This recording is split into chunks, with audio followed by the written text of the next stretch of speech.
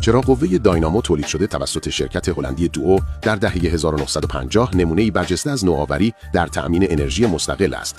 این چراغ‌قوه به جای باتری از یک ژنراتور مکانیکی داخلی بهره می‌برد که با فشار دادن یا چرخاندن دسته انرژی مکانیکی تولید شده را به انرژی الکتریکی تبدیل می‌کند و لامپ داخلی را روشن می‌سازد.